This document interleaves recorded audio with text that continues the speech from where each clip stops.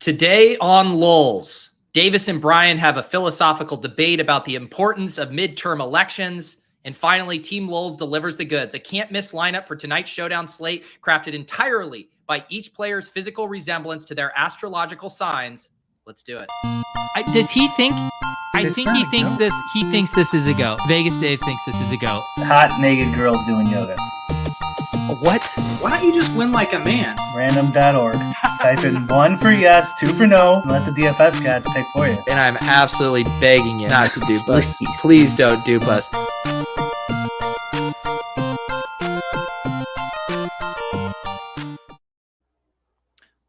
All right, we are back. Davis and I did a take cast. Was it last week? Brian and Davis do take casts regularly, but the three of us haven't gotten together to jam here in a little bit, I feel like, Davis. I mean, people loved, I want to say we did this like 6 months ago. People loved you as the referee between Brian and I. People were very interested. I mean, I think people like when Brian and I talk a little bit, but we can both go a little bit too far off the beaten path. And you are, of course, the king of content. So you're pretty good at playing at content referee between the two of us. Yeah, we might have some good refereeing topics here today as we're going to talk a little Elon Musk and Twitter. I think we talk Elon Musk last time you were on the show too? Because that was when the story first broke that he had made this offer, that he had gotten the financial backing needed, but now he's in the office, he's doing the thing. Brian, you've been just fist pumping this Elon Musk takeover, right? You're ready to shell out your $8 a month, all this good stuff. My first tweet, I already have a plan. I'm going to @ Davis. It's going to be great. Like, Davis, what do you think about my new blue check mark, pal? We're blue check mark buddies. The blue check mark stuff all seems fine. I mean, I do think that it is obviously insanely hypocritical for someone to take over a platform on free speech where, the whole idea is that people are unable to communicate about political ideas and revolutionary ideas without getting censored, and then say, you know what, if you want to have these revolutionary ideas on twitter.com, you got to let, a multi-billion-dollar multinational corporation know where you live and know exactly who you are. Does not. It's just for the blue check mark. You could still have an anonymous account for free. Is supposedly what he's saying. Who knows what it looks like? I mean, we'll see. And then, I mean, the part that no one seems to be willing to talk about is that Elon seems to have gotten some of his funding for this from Saudi Arabia, which does not seem particularly great to me either, to have Saudi Arabia having a larger voice in what is supposed to be, free peer-to-peer communication. Like, I think we should be trimming state and Saudi influence in these platforms. So, Davis, I mean, with that, but there are plenty of investment deals where someone invests and they have no say. Like, actually, I don't know if I could say which one. I know Pete is invested in some places. And Pete, do you have control over all the places you invest in? You know what I mean? I don't think so. Yeah. Underdog doesn't let me make any meaningful decisions to their product.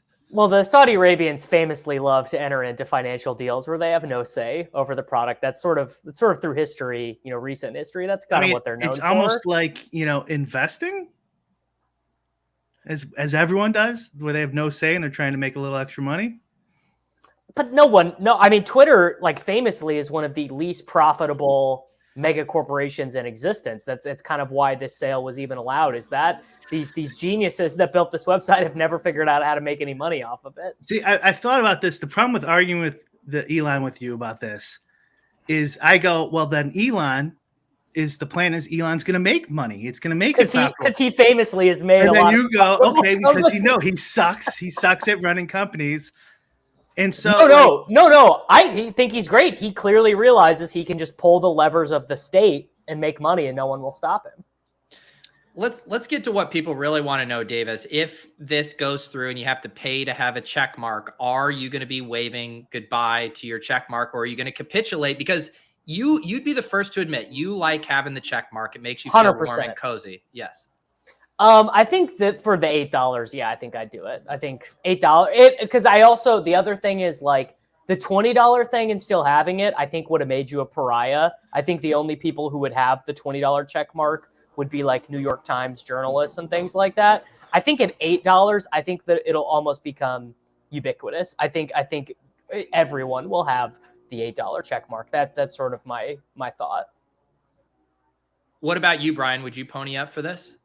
I already said, yeah, I wasn't joking. Yeah. I'm definitely going to do Okay. it. Just for the bit, it'd be funny. Which one of you guys is having someone mowing their lawn outside your yard? My wife is vacuuming upstairs.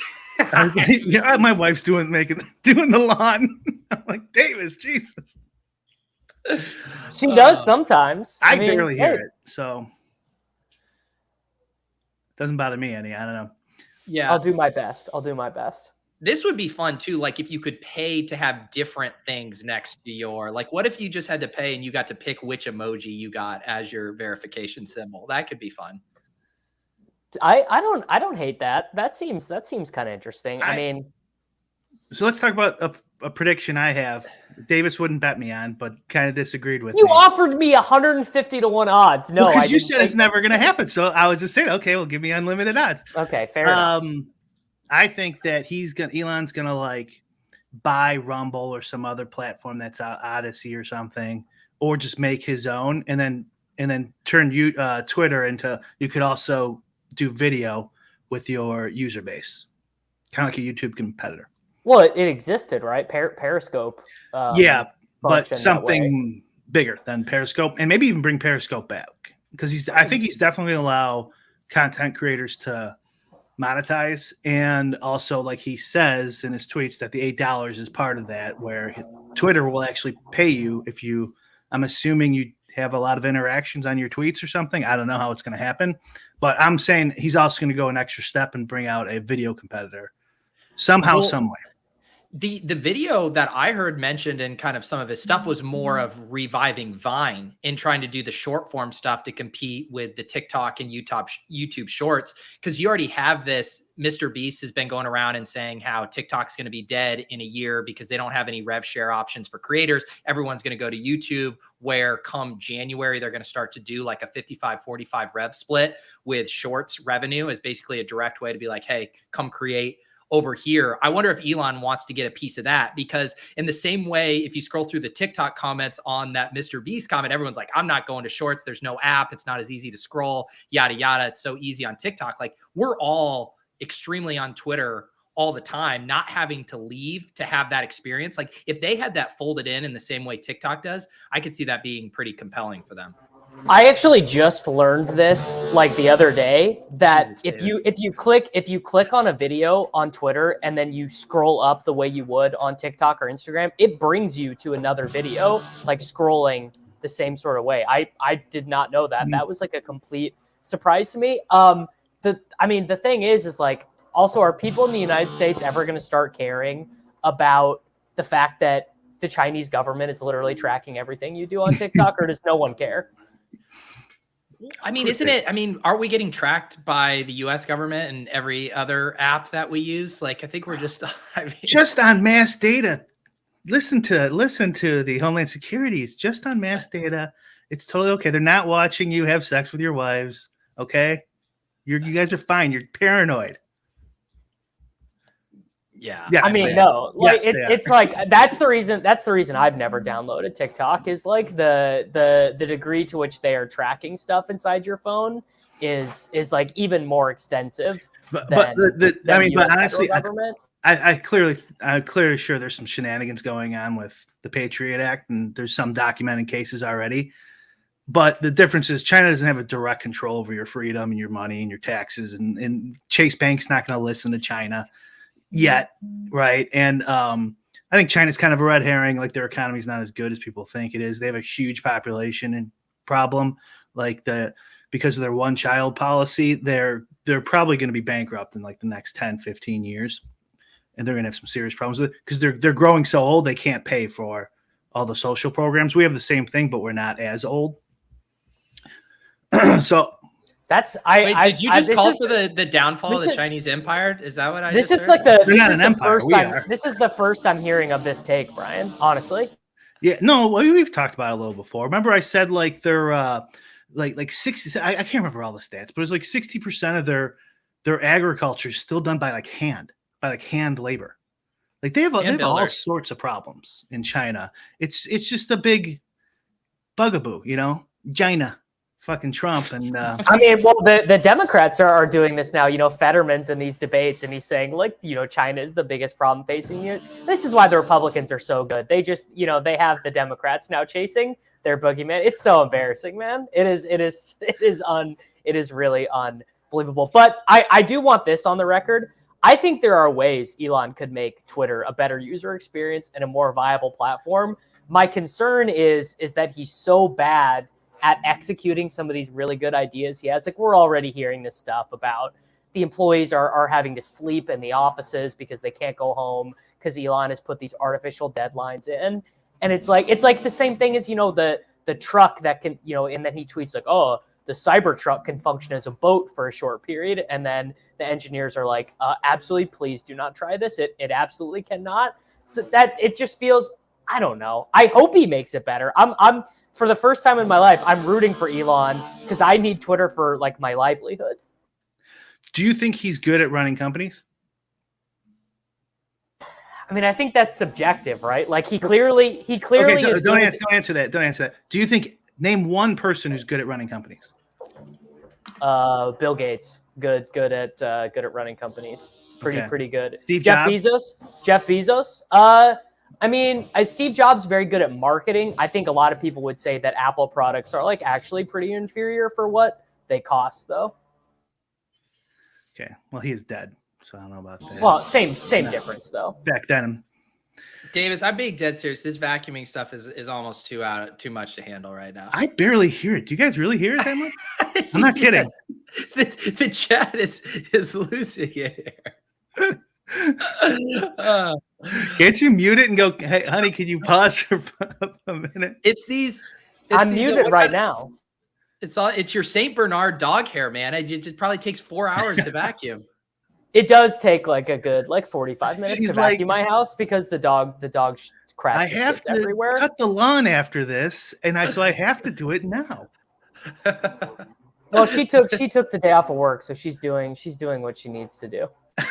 My God. Cleaning lady. I think the thing with Elon, right, is like there's the idealized version of like, here's how he thinks Twitter should work or what would actually make it better and a more enjoyable user experience. And then there's now like he's sunk a significant amount of money into this and has to answer to shareholders and turn a profit. And that's what's going to be interesting to see play out, right? Like the push-pull of that dynamic to see, can he make it profitable while also making it a better user experience for people? Wouldn't you like, Pete, to be able to just go live on your show and your 30,000 whatever Twitter guys are just now they're on your YouTube page, but it's Twitter YouTube. But there was nothing so much easier. Easier, but like Brian, when we started doing the show, we were doing it on Periscope, and I pulled the plug on it because there was no like benefit. Like on YouTube, there's all of these other ancillary benefits. Not only are you getting piped into Google's search and stuff, you can monetize, you can do all this other features. Like, I guess if they committed to like expanding out the video platform, yeah. So like it would be like just think of like two tabs, like the Twitter feed and then the video feed. It's just YouTube, Twitter. So you go and you're getting monetized. You have the analytics background, all that shit, just like YouTube.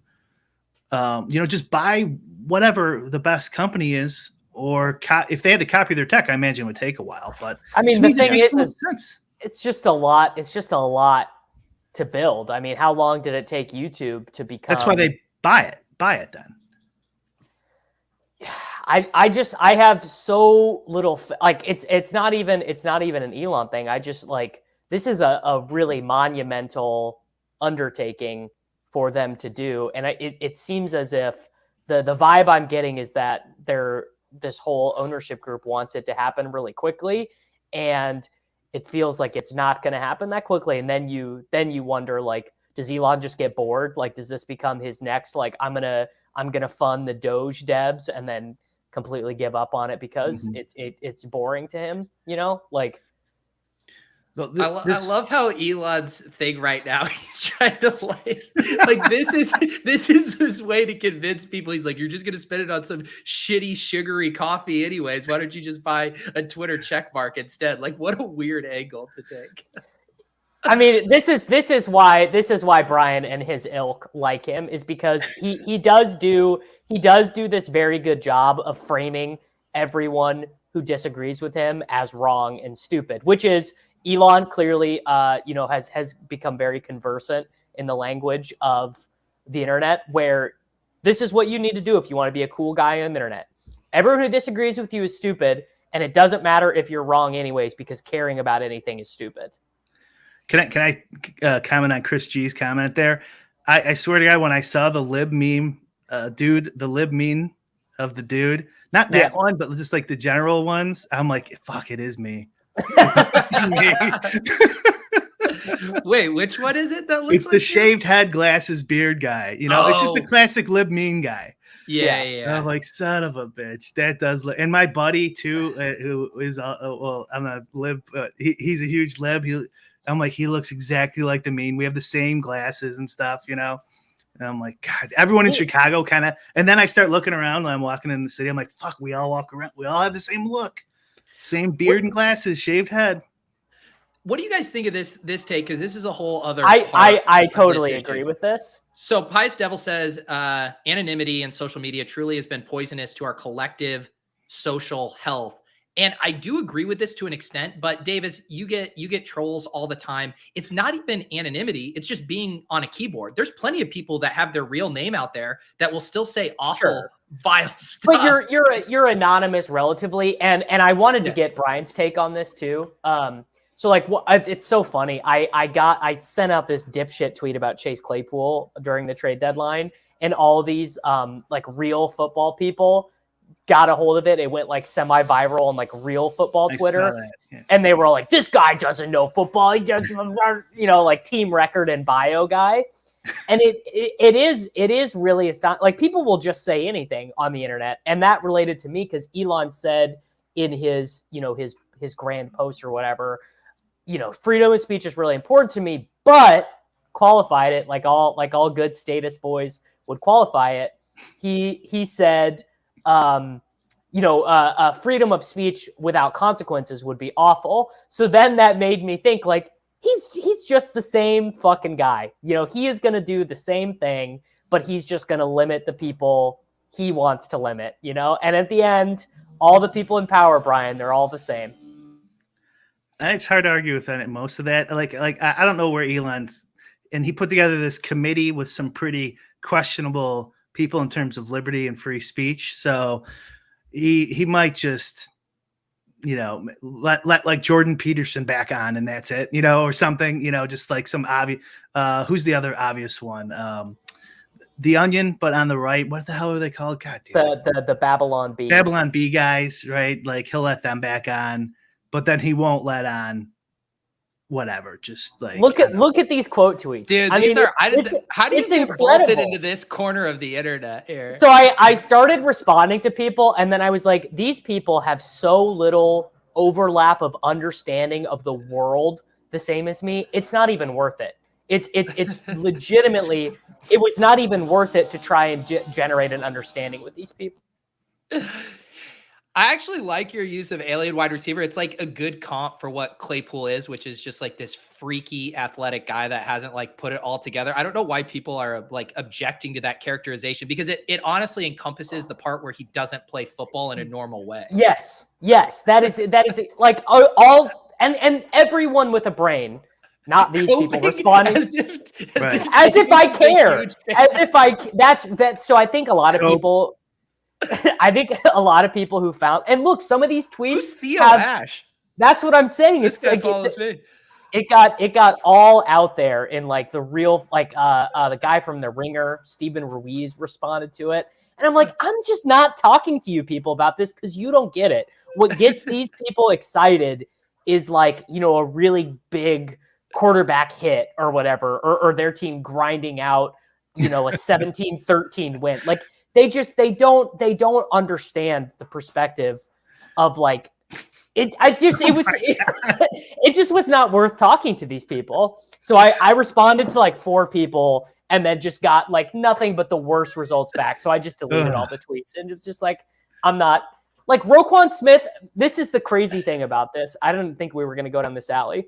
The Chicago Bears with Roquan Smith. We have Brian here, the world's biggest Bears fan. He has a take on this. So he's supposedly the best linebacker, right? All pro for like 4 years in a row. The Chicago Bears this season in 8 games had given up 1,200 rushing yards and 14 rushing touchdowns. And all of these people were trying to tell me how good Roquan Smith is. How does that make any sense? We also just had an entire summer of wide receivers getting massive deals, teams going out of their way to aggressively draft wide receivers in the second round. Christian Kirk could be a part owner of Twitter with the contract that the Jacksonville Jaguars gave him. I will say this as the number one Bears fan in the universe, I do think a second was a bit much for Clay. All sources said it was an overpay. All the national beat writers said that every other team thought it was too much, and the Packers offered apparently the same pick, and then. Counterpoint. Last time the Bears tried to draft a wide receiver, it was Velus Jones. This is then so the subtext to this take obviously is the Bears would have just made a shitty pick anyway. So you might as well get a guy who can at least be in the NFL, right? The Bears pick another octogenarian wide receiver with this pick, and they just mess it up. Well, and it's like it all starts with compounding mistakes, right? Like they did nothing to get Justin Fields weapons, and then they're like, oh, Justin Field actually is showing a bit of a pulse. Let's now. Yep. So it was like compounding mistakes down the road, but at least they did something.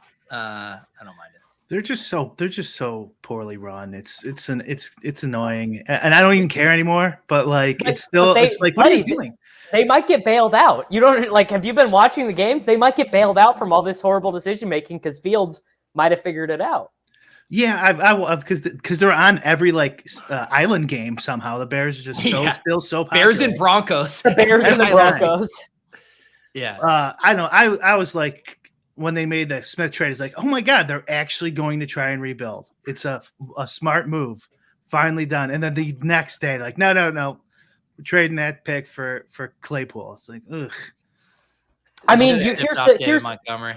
So here's the other thing about draft picks, though, is like you only have so many slots on your roster and so many guys you can pay. Part of the reason why I was totally fine with the Chiefs trading 2 picks for a guy who's played like 6 professional quarters in Kadarius Toney. They have 4 extra picks for next year's draft. They couldn't sign all those guys. So trading some of them away for a guy with some ceiling who they could cut if they need to. I was thinking the same thing with the Thunder. Not to change subjects here. Oh, I would love to talk about the Thunder with you, buddy. No, I know, but honestly, I don't want to talk about it. But it's just like, I'm like, okay, you have 800 picks, but like, there's only 5 guys, and like, you only really need 2 really good guys. Like, what are you going to do with all these?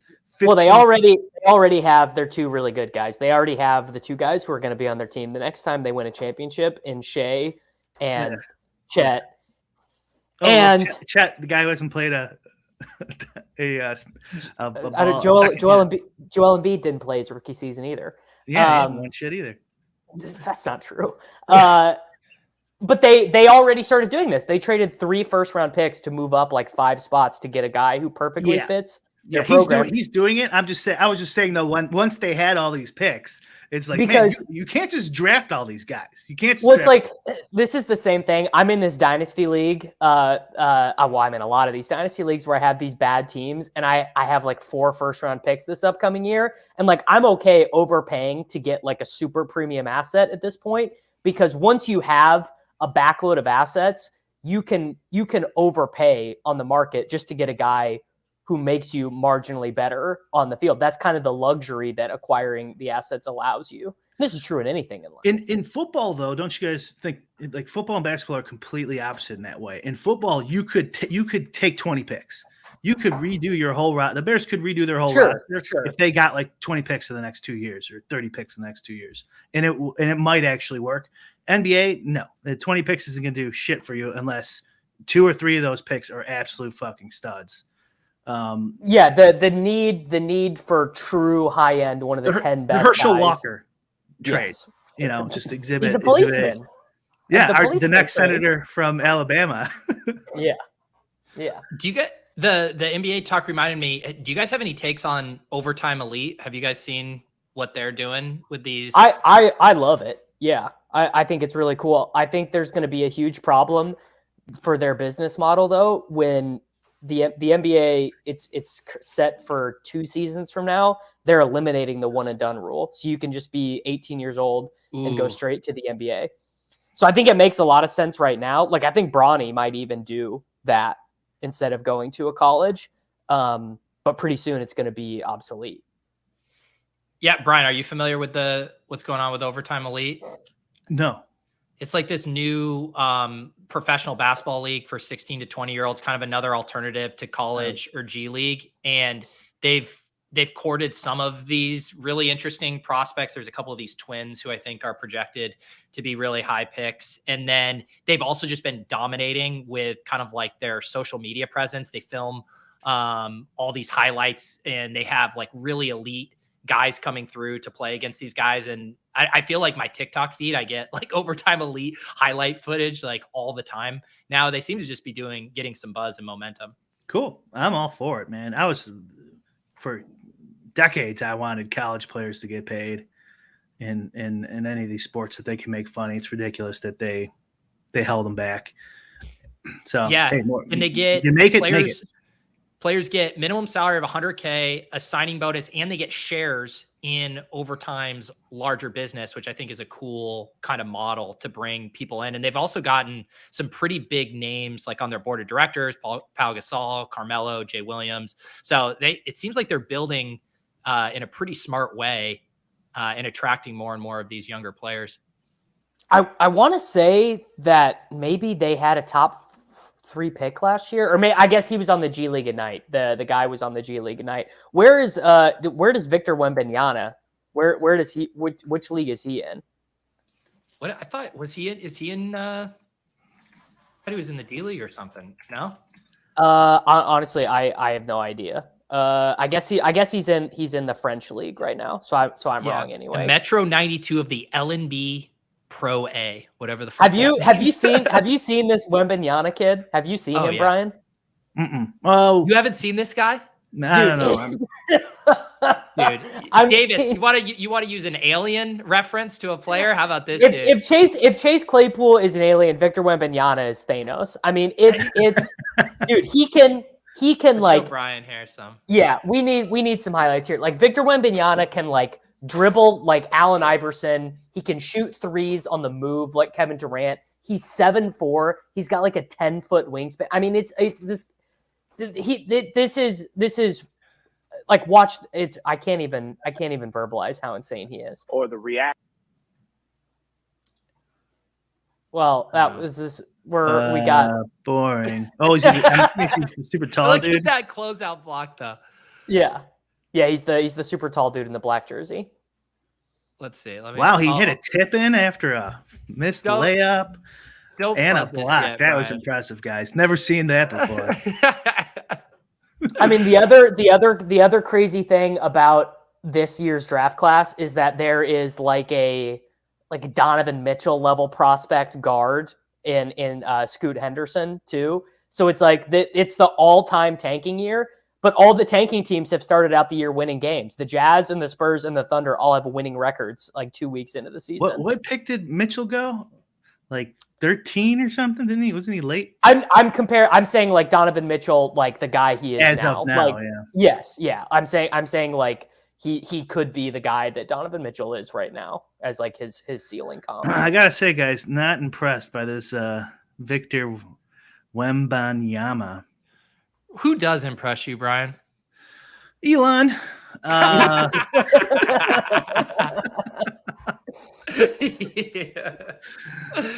Oh my goodness. I mean, Elon is really good at Twitter right now. Like clearly he is, and which is just all Elon wants. I think Elon just wants people to like him. That is his deepest desire. And I think that if he was born without that desire, he would have not bought Twitter.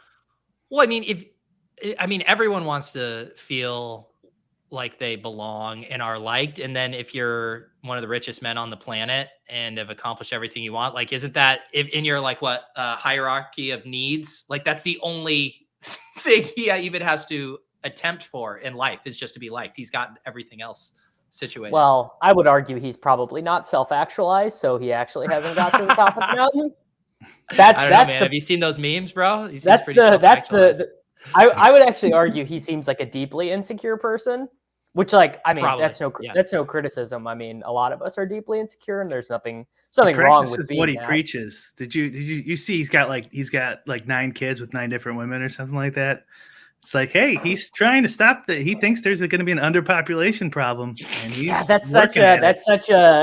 wonder what he reads, because that is such like a dark right wing corner of the web thing, like the lack of honestly, like white people having children is like such a talking point. That's not what he's saying. He's saying underpopulation as a whole, not just white people. That's what he's saying. But I wonder what he believes, because that is for a fact that is a huge right wing talking point. Well, I know, but that's not what he's saying.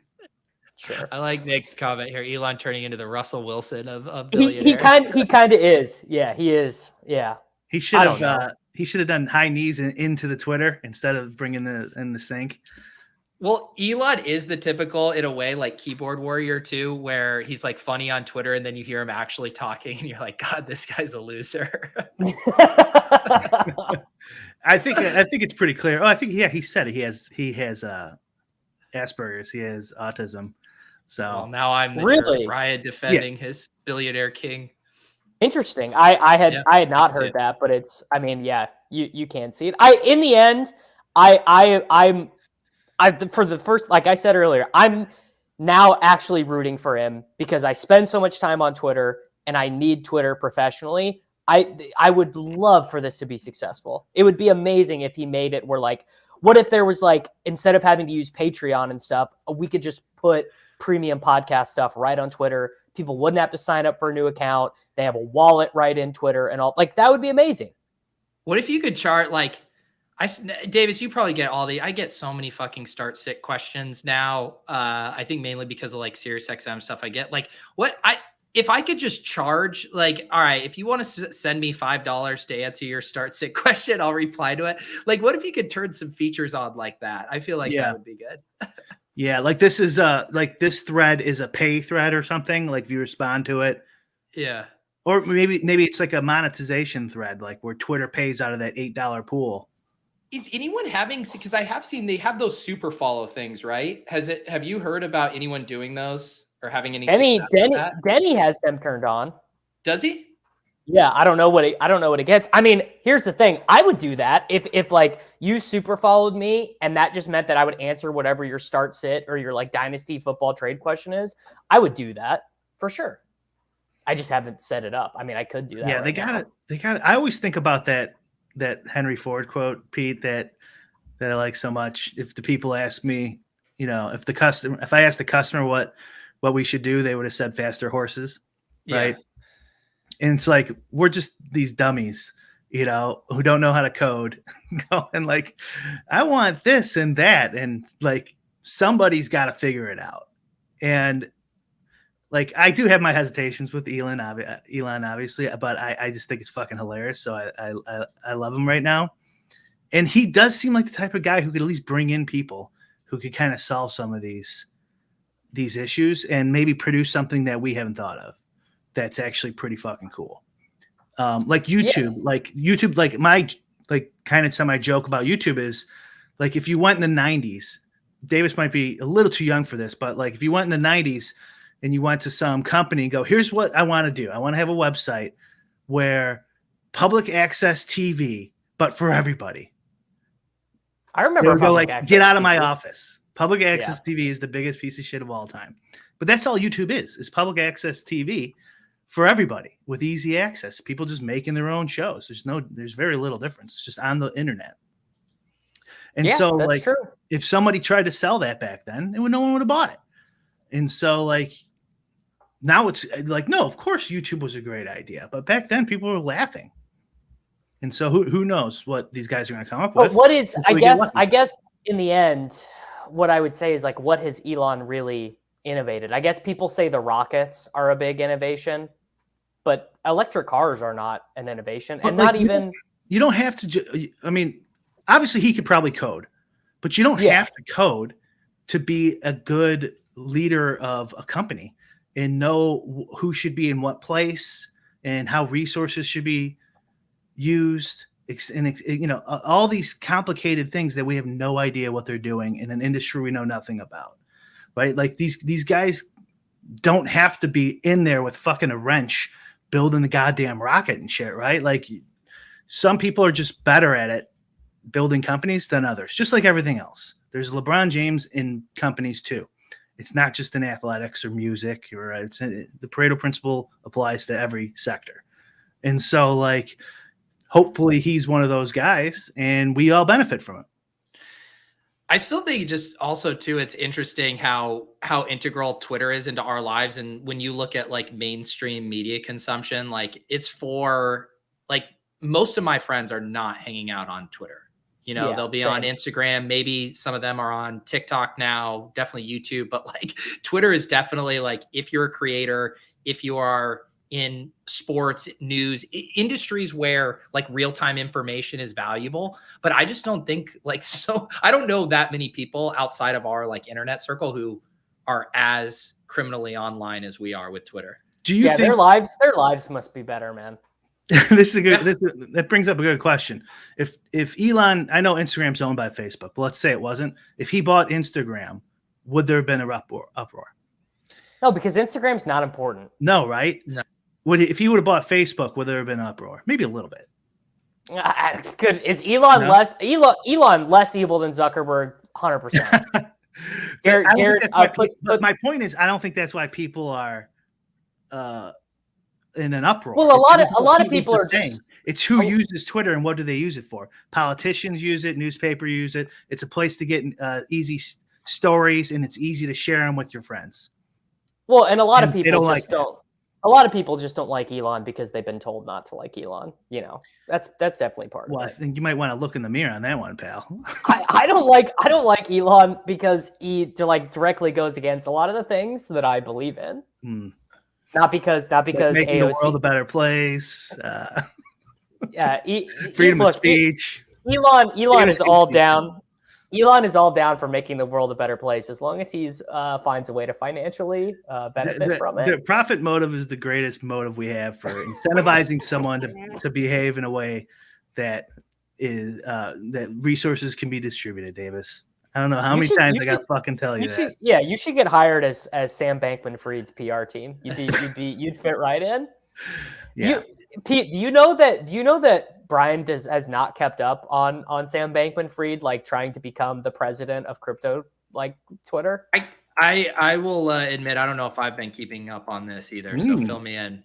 I mean, this dude is like basically going to Washington, D.C. and being like, I am going to be the singular human being who crafts all of the legislation as it pertains to cryptocurrency in the United States. He's meeting with all these bankers and all these, DC people and being like, this is what crypto is. This is what DeFi is. This is how we should regulate. And it's like, and do people not like how he's positioning it? Well, he's just doing it to make his bags pump. Like he's going to become like the Lord, essentially. Yeah. I mean, it's everything that really goes against what crypto actually exists for and stands for.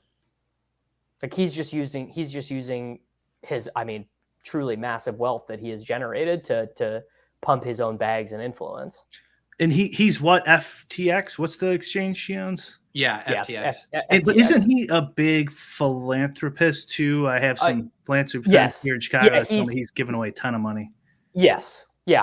It's like I remain ambivalent on SBF, but I know that I'm not informed enough to say one way or the other what he actually wants and stuff like that. But I know that all the people who I think have relatively intelligent crypto opinions think that his growing influence seems to be very problematic. Like he just got in this big back and forth with Eric Voorhees, who is like, one of the all-time crypto. He's a Liberty bro. Yeah. It was it. Bankman-Fried misguides regulators by directing them away from centralized finance. with Yeah, Mary worried basically, he's like, yeah, Uniswap shouldn't exist because you don't know who these people are. What you should really like is FTX.us. right. Yeah. Yeah, it's not Interesting. again, and I'm not saying I'm not like obviously Bankman Fried is probably a listener of Lowell's, but Yeah. I'm not Actually. But I would just say I would be wary of any singular person or political party or group of people having too much of an influence on crypto regulation, because that's totally not the point. Yeah, I don't know where that's ultimately headed. I mean, hopefully there's not much they can do. Like, Well, they can make it so that these DeFi sites, like that, it's illegal to use them or Right. illegal to harvest the That's tokens or whatever. that's their main lever they can pull, is on the businesses. I think that in the end, the centralized exchanges have too much money and too much influence at this point, like Coinbase and FTX and Gemini and stuff. Like I don't foresee there being blanket legislation about Bitcoin or Ethereum or even like the cringiest people on earth, the Bitcoin people begging for Ethereum to be labeled as a security. Like I don't foresee any of that stuff, but I could see decentralized finance as it exists now, like basically either having to start from the ground up or just being regulated away. You can guarantee that they'll act in their self-interest. Yes. So however that benefits them the most, and whoever's got the best team, like and I think that's the thing, is Bankman Fried has the biggest team and the deepest pockets. Like the government relations team. If they have a good government relations team at like multiple states, how about Gary Gensler tweeting about the white paper on Monday? I didn't see that. I mean, you're talking about the Bitcoin white paper, I'm assuming. Yeah, the chairman of the SEC, Gary Gensler, tweeted about the Monday was the, I think, 14th anniversary, if I remember correctly, of the publication of the Bitcoin white paper. And here, I mean, Pete, you should pull that up. Go to SEC Gensler Twitter. I mean, it is like Bitcoin becoming something that a politician in the United States having to be conversant and fluent on is pretty fascinating, and certainly not something that someone could have predicted even 4 years ago. Which is, I mean, it's really something. And the Frisco Joshes, the Frisco Joshes in the world are really going to have to reconsider their opinions on crypto, I think, relatively soon. Oh yeah, what were you arguing with Frisco about the other day? I didn't even see the thread. I just saw you guys were arguing. Oh, it was so funny. He posted this graph of the percentage of Bitcoin that has been held for like 4+ years and longer, 5+ years and longer. And basically it's a straight line up. Like people get their Bitcoin and they never sell it. And I was like, this is so absurdly bullish. I like, did you mean to post this? And that, he just did his whole thing, like, whatever it is. But I was pretty surprised by that. But yeah, this is the tweet I was talking about. Happy 14th birthday to Satoshi Nakamoto's white paper. It has led to innovation in crypto asset investing. Let's make sure as crypto enters its 15th year that investors get proper protection. That's a horrible tweet. That's a horrible happy birthday wish right there. Yeah. Yeah. Obviously, as Satoshi would have wanted, prevent right, people. Yeah. How to define proper, Gary. I guarantee a lot of us won't find it proper. I mean, I would have loved if the SEC could have stopped me from minting cuddly kangaroos or whatever. Consumer protection. I take that back. We need an NFT bailout, except you wouldn't be eligible because of your Tyler Hero sale, Davis. Would be for the rest of us. That was only on the Flow blockchain. I would definitely be eligible for a bailout or refund on the Ethereum blockchain. I got to be a net loser on Ethereum NFTs. I definitely am. But like that's also, not to be a stickler here, but that's the whole point. Like the whole kind of Liberty point is that you're still going to lose. They're not protecting you from shit. They're just charging money, benefiting their allies, and picking winners against losers. And then when the next crypto kitty comes out or something that's worthless, like they're not going to stop it. Like you just waste your money in there. You won't get any more. It's just an illusion of protection. Did someone say picking winners? It might be time to build a showdown. What were you gonna say, Davis? Well, Brian, do you think there should be a penalty if someone rugs you, if an NFT or token rugs, or do you believe it's just that's chalk it up to the game?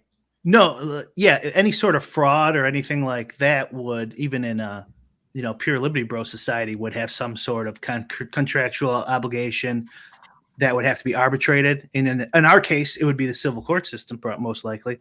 And good luck using that. So, but yeah, you can't just defraud people. One last point really quick before we do DFS is I always, when the market goes down and Powell, they just raised it 75 basis points again, and the stock market went down, obviously. Crypto's kind of decoupling a little bit. It went down a little bit, but not too bad. Don't get ahead of yourself, man. We are in for a long, dark, and uncomfortable financial winter that's going to last years and years and years. So I agree. But this is always something I always look for, is how decoupled are we from, because it's the thesis of the play, right? From the beginning. Lazy. How are they doing? Roars, not floors. Yeah. Okay. All right. This is good, Pete. Let's do a Laden thinks for Brian. What do we think Brian thinks the floor of the Lazy Lions NFT collection is on OpenSea? I think Brian thinks. Let Brian write his answer down first. Yeah. In his head. Here, I'll just type it on my. No spoilers in the chat. Yeah, I'm not looking at anything. Okay. Hold on 1 second. Where's Notepad? It's my go-to. All right. I really have no idea. All right, I guessed. Okay. Brian thinks the floor is 1.6 Ethereum. Was it that? What was that, like the top for the Lazy Lions? Well, that's dollars. So what would that be in dollars? Like, I was doing ETH. We got to do denominated. Yeah, we got to denominate it. I was gonna say Brian thought it bottomed out, and I was gonna say he guessed 0.069 ETH. What did you guess? Pete wins, but I don't know what the conversion is. I said $2. It's better than I thought. That their floor is 0.42 ETH. Wow, that's not actually that bad. Lazy Lions holding up in a bear, $647 on the floor, dude. I might have to sweep this. Look at this. I almost bought an NFT like 2 nights ago. You told me that the Soul one or whatever. I was just getting the kind of degenerate itch, but that price history. that is a funny thing you can do on OpenSea, is you can see like bids made of like 35 ETH that were like declined, and then a later sale for like 0.7 ETH because someone was so down bad. Nerdy Tenor was wondering what he's looking at. You're looking at the intersection of art, culture, religion, and the frontier of everything this great country stands for. Yeah. You better get comfortable with it because the pods are coming. Yeah. All right. Let's. Can you believe Andy ate the bugs, Brian? Who? Andy, our friend Andy 8052 of We Do a Little in Club Top Shop fame. He ate the fucking bugs, man. No, I would have eaten the bugs like 5 years ago, but not anymore. Yeah. All right, let's stop eating bugs and build a Showdown shipper here. Davis, you're the guest of honor. Just know that you are in Don't Dupe Me Bro territory. I will plug this into my sheet to see how many dupes this projects for in a 117,000 person contest. You're going to do that while we're on the show? Yes. I'm going to fact check our lineup in real time. I will select AJ Brown in the captain. Okay. All right. Grown ass man just going right back to the well after his 3 TD game. I actually think, because I ran my stuff earlier, I actually think AJ Brown is not going to be that popular in the captain because he's so close in price to Hurts. Okay. Oh, so are we going to go with a Philly stack then? I mean, because clearly if you do Houston, you're not going to have many dupes, if any. Easy is touting the Davis Mills in the captain for tonight's slate. Yeah, I mean, I thought we were going to get a little more creative here, but we're going to have to get creative. What if we go with a 1-5? 1 Eagles, 5 Yeah. 5 So Texans. then- As a brilliant philosopher named Brian once told me, it's pretty easy to build a lineup that actually gets duped 0 times. You just got to make a dog shit lineup. It's so simple to get one dupe. That's not the point. Then we gotta go Pierce, and also since he wasn't that actually he ended up being okay on Sunday, right? He was excited. He got it. He scored a touchdown like as time expired. Yeah, he got 14. Yeah, because that's pretty bad. Yeah. Yeah. Okay. Brian doesn't even know about the Houston wide receiver situation. He's not. No, I know Cooks. Cooks is. I read the tweets before. Cooks is holding out or something, so they're not going to play him. Tyron Johnson is the play. He's our deduper tonight.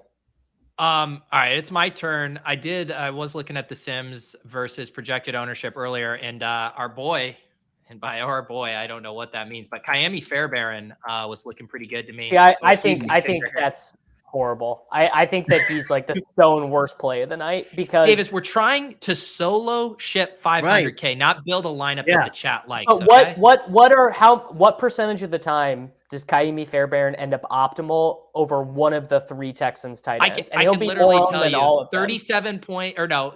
Let's see here. Flex. Kayemi Fairbairn has a sim optimal rate of 28%, and his projected average ownership is 15%. Okay, and then add up the sum tight end or the sum optimal probability of the 3 Houston tight ends. I bet it's higher. Well, I think it's all of them in the utility spot, right? Yeah. We can. These don't have to be mutually exclusive. I mean, we're still headed toward a Houston tight end here. I'm pretty sure. It is back to you, Davis. Though you gotta yes and this decision by me and deal with it. No, I just think this is bad, but I'll take Hurts. But any lineup you make on tonight, right? Any lineup you make tonight that isn't awful is going to be duped a million times. It's literally going to be like duped beyond belief. Yes, right. Correct. Because Houston's so bad and there's no one to Cooks is out. Like I think even with and I mean, Brian, we talked about this like a month ago, maybe. The bad plays never actually, or the sub kicker level plays who project as starters never get owned quite enough. Tyron Johnson is going to be 10% when he should be 15%, and OJ Howard is going to be 5% when he should be 9%, and so on and so forth. Okay, then let's take Ty Johnson then. I think it's like literally it's one of the easiest plays I've ever made on my way to the poorhouse. I mean, if we go like way under the salary cap, we could be all right here, I guess. This lineup is literally, it's actually beautiful. If you replace Fairbairn with any Texans tight end, it's actually you cannot put Tyron Johnson in here and be panning Kayemi Fairbairn. I mean, he's going to touch the ball 6 more times than Tyron Johnson 0 times. People forget that Tyron Johnson scored 3 touchdowns with 20 yards per reception as a rookie in the NFL. People forget. What? I just want to see if we did do the chalk ad here, which would be Devonta Smith. I want to see how many dupes this is projecting for here. Actually, not too bad.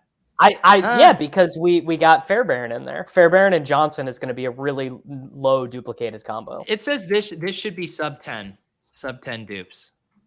If we went even further down, it's going to be more. It's going to be more dupes with the Eagles defense because the Eagles defense is like the moth to the flame with the Showdown bros. You know what the real moth to the flame is? Lulz building a lineup on stream that we're going to get an extra 8 dupes. That's what happened last week, I believe.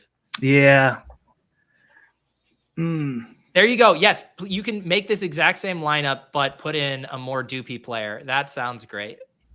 I think this lineup's going to be duped a decent amount. Yeah. It is 3 threes. All right. 3-3 is probably egregious on tonight's slate. Okay. What about Goddard?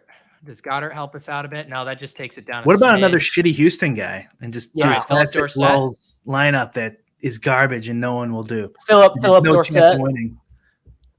We got Ty Johnson and Philip Dorsett. No Davis Mills. Oh yeah, that's got to be super. That might be the shitty lineup theory of the 0 duper. Okay, this is sub 5 dupes if we go Dorset here. We have been on a roll. Do we want to give up that roll, Pete, for a We bagel? have been on a roll. We've been cashing this lineup most days. Like if we want to, just give everyone something to feel good about, we play Devonta Smith. If we want to put the nuts on the table, we play Philip Dorset. Oh, this lineup's so bad. It feels good. Feels good. It really does. I dare you. I literally dare you to dupe this. I dare you to waste $15 on this lineup with us. This is a bad team. You love to see it. Kicker in there. No one wants to play a kicker. I'm what are the? I mean, we have a Run Pier employee here on the program. What are the shippers over at Run Pier on tonight? Fuck if I know. That was a 1-day contract, Davis. One show contract. Did you get severance? The kicker. It's how many people hand build, and a kicker ends up in there. Like, 'cause I think it's got to be like a Venn diagram. There's like 98% of kickers are from 150 maxers. I would bet. There's probably some. Well, and if they are, they're using Jake Elliott, right? They're just trying to jam in every Eagles player they can. No one is clicking Fairbairn. I would love to see that. Yeah. I guess you could probably do it with one entry people. Like just look at the Venn diagram of one entry people versus 150 maxers. I bet kickers are all coming from the 150 guys. That would actually be a very fun like ownership set. Yeah. To look at one. Yeah, maybe we could probably do that. Yeah. You could filter on Fantasy Cruncher's lineup study. You could have a phone or the phone shitter ownership and the Optobro ownership. I would pay for that. If someone did that and they were able to figure out the phone shitter versus GPP bro like split. Hayden was basically able to figure that out for best ball. Like he basically went and looked through it like what did the nerds draft and what did like the Derrick Henry bros draft and found like some right like this year you draft a 6-0 RB team and then you take Josh Jacobs who you hate and you're printing. That's all you have to do. But no one did it, right? The 0 RB bros just took Elijah Moore again instead of Josh Jacobs. It's hard to hand build and put in a kicker and be 4,000 under the salary. Like it's you have to be a real sick perverted. I always when I hand build a Showdown lineup, I always leave like 600, but I can never ring myself to leave like 3,000. Oh, really? Yeah. I don't do kickers though. I always pick like a $200 guy. But you're not playing the 150s anymore, right? No, I won 50 the small thing on DraftKings. You still got to go lower than 600 most night slates. Well, when I hand build, I do there's generally a good $15 single entry on DraftKings for Showdown, and then I'll enter all the single entry stuff with that team. And normally, what I do is captain the wide receiver 2, play both the quarterbacks, and then play a $200 guy who projects to get like 6 snaps. Is this your way of saying Devonta Smith is the wide receiver 1 for the Eagles? Well, I mean, I think those are the 2 best captain plays of the night: AJ Brown, Devonta Smith. I love Devonta Smith. Yeah, AJ Brown's ownership's going to be off. Can we switch Devonta Smith for AJ Brown in this lineup? Sure. What's the dupe difference on your thing? That's actually, let me check.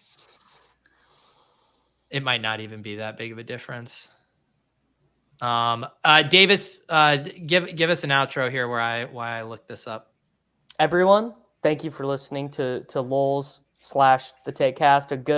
A good time had by all. My wife vacuumed some St. Bernard hair up the floor upstairs, making sure that the house stays nice and tidy. And we'll be back soon. All right, everyone, make the global swap from AJ Brown to Devonta Smith. Get you to sub 3 dupes there. Wow. Well, not anymore. Not anymore.